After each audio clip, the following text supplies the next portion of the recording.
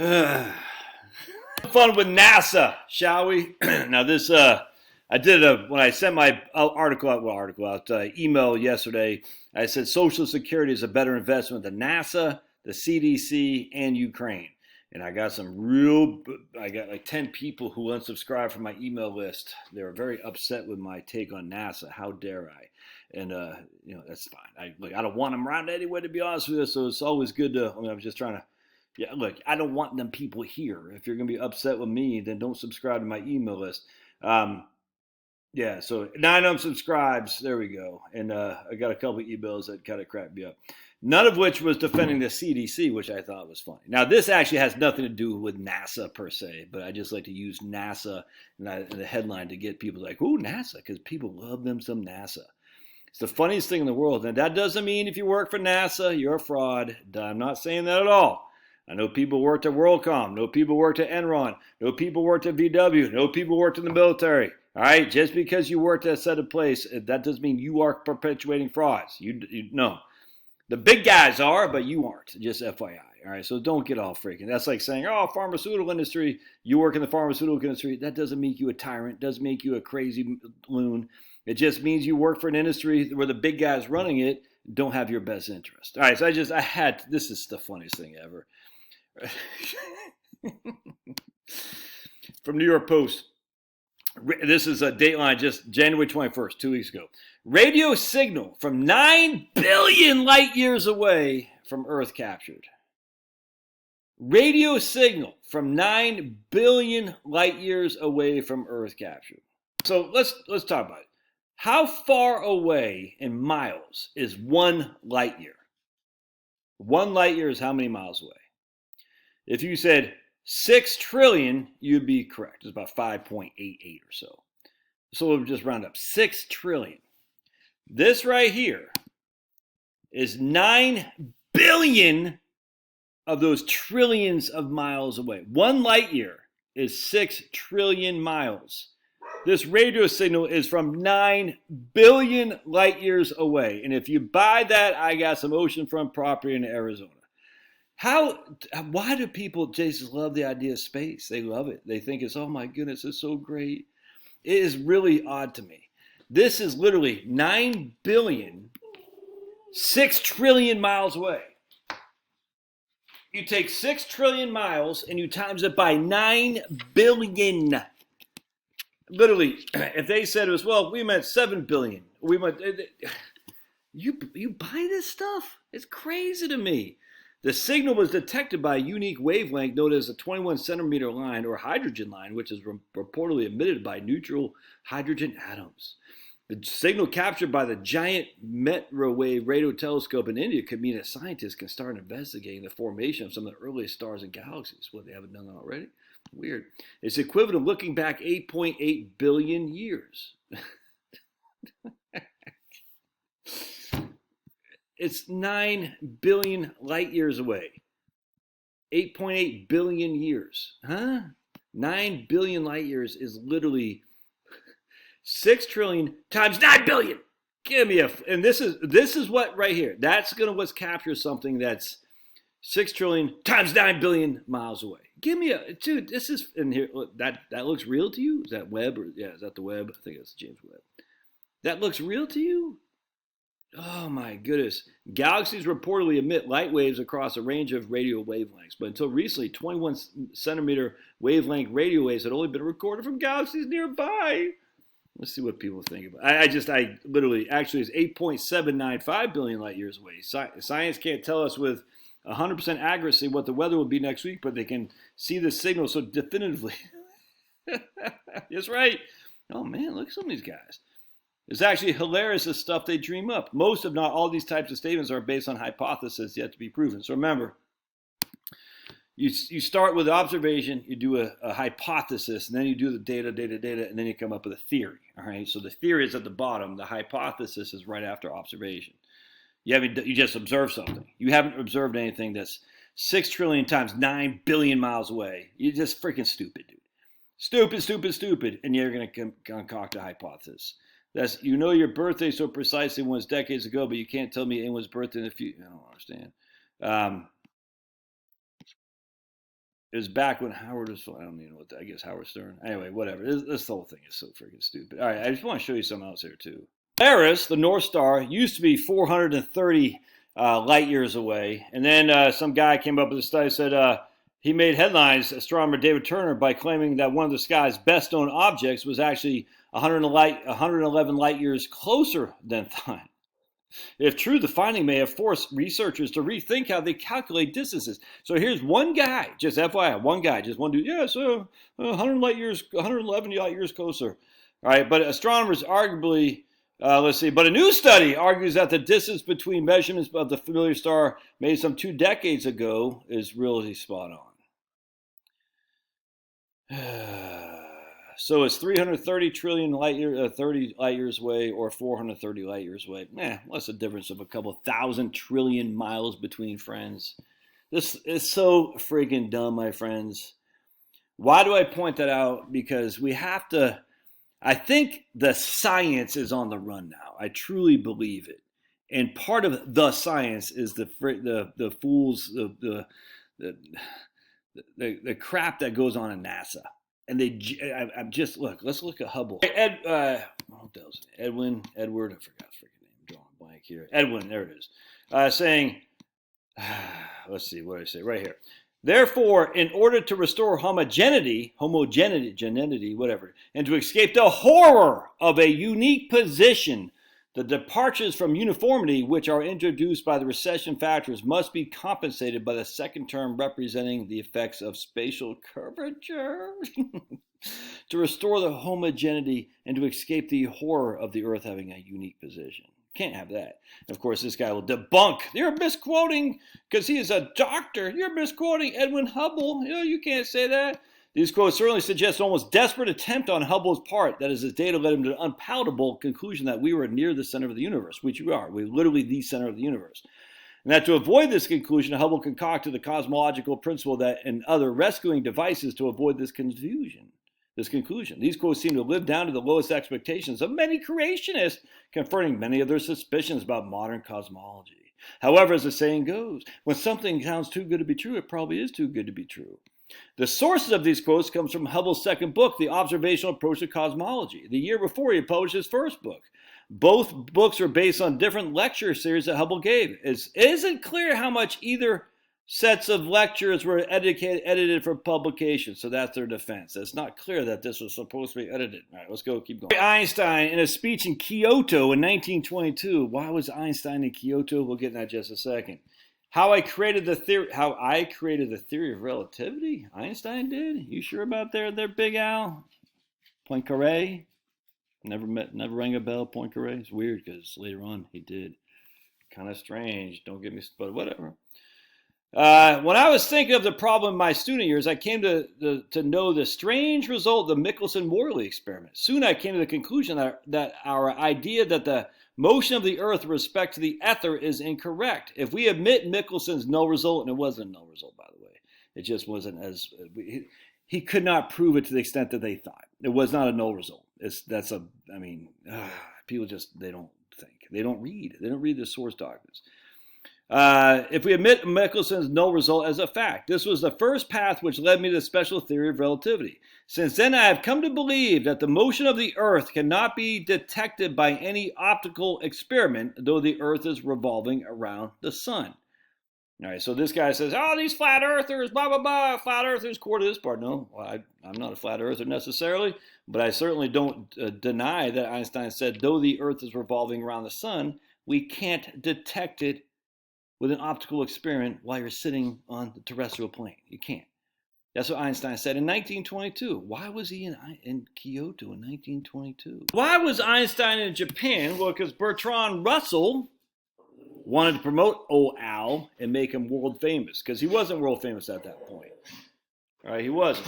I don't even think at that point, stop for a second. Relativity was so silly at that point that it has still a lot of debates among the physicist industry. But it was starting to clean house. They were starting to wipe off the anti-relativists, but relativity folks. But what happened was there was no Nobel Prize for Big Al, because you're like, how are you going to award the Nobel Prize to Einstein when it's just we know he plagiarized it from Poincaré, amongst others. All right, so you can't do this. So you got to give him something. So they gave him something, but they wanted to put him on a worldwide campaign to promote old Big Al, Bertrand Russell, who said Lenin was one of the best people of all mankind. Only two, Lenin and Big Al. That's Bertrand Russell right there. Huh. That's kind of good. That's a good guy. That's why Einstein was in Kyoto giving this talk, which is weird because you would think if Einstein was a world renowned, there'd be all kinds of people taking notes of Big Al. I mean, special relativity in 1905, then general relativity with Eddington in 1919. Oh my goodness, no, it's all a campaign to promote Einstein. And he went with his wife, his second wife, Elsie. I'm not sure if he was trying to get jiggy with Elsie's daughter. Elsie, by the way, is Einstein's cousin. I'm not sure if he was trying to get jiggy with her yet or not, but he did. Whether or not he actually succeeded, I'm not sure, but he tried to. And that's the kind of guy we're all, oh my goodness, this guy's great. He's such a freaking great guy. And so what happened was this is the basis of all this crap. And this is the basis of space. This is the basis of the Lorentz contraction. Just the whole thing is built on a house of cards. It is. And the technology has outpaced the lies of these guys. It just has, man. And so what's happening is you can see it slowly but surely. The facade is falling away. People are like, I don't know if I buy that. I don't know if I just buy you telling me any more of this stuff. I'm telling you, it's a great thing to behold, but it's going to cause some chaos. All right, so check this out. It's right there. That's from Niles Point Beach in Gloucester, Massachusetts. Just looking over the water. Can't see much. Can't see much. Oops. Hold on a second. Can't see much. Looks like just nothing there. Nothing there. And then we just go like this, joops, joops, joops. And all of a sudden we start to see something. What is that right there? Well, that's the skyline of Boston, 25 miles away. You should not be able to see the skyline of Boston. You should be able to see the top of the John Hancock building. That's pretty much it. But you should not be able to see all these things right here. And that's just on my sister's phone, a crappy old phone, all right? The technology, and if you take a Nikon zoom-in lens camera, which I don't have, which I want to get, dude, because I think this stuff fascinates me. And here's my picture. This is my man Pete, who I was in the Army with, took that. Yeah, same place. Should not be able to see that. 25 miles away, and then we'll see just real quick. There's old Charlie right there. Watch this. Watch this. That's our next door neighbor's dog. Oh, and there's my picture that I took. So you got, and what they're going to tell you is they're going to say that's refraction. They're going to say all kinds of stuff. I don't have the answer. All I know is that all the answers they had previously told us before have been proven false, man. You should not be able to see the Boston skyline from Niles Beach in Gloucester. You shouldn't. Why can you see it? You're going to say it's refraction. Stop that, dude. It's so freaking stupid. I hate hearing that because it's a cop-out. They never once said refraction before. They always said, oh, the ship goes over the curve. Somehow the ship never refracted. We couldn't see it, but now we can. What does that mean? That means everything you've learned. Oh, look at this. I'm the devil. Ooh. It's just everything you've before known is falling apart like a house of cards. And you're going to do one of two things. You're going to be liberated and say, yes. Or you're going to say, I'm depressed. Why be depressed when the truth comes out, man? Why be depressed if the truth comes out? Hold on a second. I want to see something right here. I want to see this right here. And here's Big Al in 1920. Come here. Oh, boy. Here's Big Al in 1920, just as an FYI. I'll put a link. I'll put a thing on this. To the question of whether or not the motion of the Earth in space can be made perceptible in terrestrial experiments on the Earth, we have already remarked in section 5 that all attempts of this nature led to a negative result. Before the theory of relativity was put forward, it was difficult to become reconciled to this negative result. That's kind of weird, Big Al. Why would you say that? Nuts. And then we got, let me just share with some other things here. This is from George Fitzgerald. And George Fitzgerald says, I need my glasses. Hold on just a second. Let me see what. We know that electrical forces are affected by the motion of the electrified body relative to the ether, and it seems not improbable supposition that the molecular forces are affected by the motion and that the size of a body alters consequently. The size of the body, the molecules alter, reflected by the motion. Okay. That's the beginning of the Lorentz Fitzgerald transformations, or contraction, if you will. And then we even got Poincaré, who said right here, in the following year at an International Congress of Physics held at Paris, Poincaré asserted that, in other words, right here, the absolute motion of the Earth is indetectable in principle, whether by dynamical, optical, or electrical means. And then that's he said in 1899. In the following year, he said the same thing. Our ether, he said, doesn't really exist. I do not believe that more precise observations could ever reveal anything more than relative displacements. What? That's talking about the ether, but you're trying to prove the ether to prove the spin of the Earth. You can't do it by experiments on the Earth. Einstein said that. Poincaré said that. George Fitzgerald said that. They all said, well, how do we make this work? Anyway, I just find it funny. And it's, there's no reason to be ashamed. Of like, wait, I'm challenging these guys. I don't get it. Let's keep reading. Let's see. Then he says, it is necessary to find the same explanation for the negative results obtained regarding terms of these two orders. And there is every reason to suppose that this explanation will then apply equally to the terms of higher orders, and that the mutual destruction of the terms will be rigorous and absolute. A new principle would be introduced into physics, which would resemble the second law of thermodynamics, inasmuch as it asserted the impossibility of doing something. In this case, the impossibility of determining the velocity of the Earth relative to the ether. And that's the beginning of relativity. Well, not quite the beginning, but that's what Einstein plagiarized when he said when he created the theory. Are all these guys wrong? Yeah, I think 100%. Do I know? No. Is it crazy to challenge us? No. What if we are the center of the? What if we're in a unique position in God's realm? What if we are, and you've been told lies to separate you from the Creator by Satanists? And a lot of these people don't even know they're being Satanists, Frank. I don't think these guys are like, oh, give me my orders, Satan. Tell me my orders. This is what's the word I'm looking for? Look, we all, I mean, men, I don't know about women so much, but men, we want to be right. We want to be proven right. We all fall for it. You're looking at the guy right here. We don't want to be proven wrong. I got to show these guys I'm right. You know what I'm saying? And it's we don't want to be humbled that we might be mistaken. So we say, NASA says it's right because I saw the landing on the moon with my very eyes. That in of itself, that proves it to you. I don't know what to tell you, man. It's weird to me. I saw it with my very eyes. Thus it happened. I'm like, what? Nixon just picks up a phone and calls Neil Armstrong when just literally 18 months before, Gus Grissom said, if we can't communicate between these buildings while he's on the tarmac, how the hell are we going to do it from the moon? And then kaboom, he's dead. And two other guys, I've forgotten their name. Would it change your life at all if you found out you were the center of the universe, God's true creation, and God truly wants good things for you under his domain? Man, I think so. As opposed to 9 billion light years away, some radio wave hit us. Like, so friggin' stupid. Yeah, you can see it with your own eyes. You don't see the Earth spinning. Come on. And don't give me friggin' Foucault's pendulum. Come on. Don't say Cavendish experiments to prove matter attracts matter. Come on. You just don't do that. You need more than that, dude. The days of relying on science with infantile arguments are over. And this is a wonderful, wonderful thing. I just hope you can accept it. Because if you can't accept it, it's liberating. You could look at your book and say, God is in charge. He knows everything.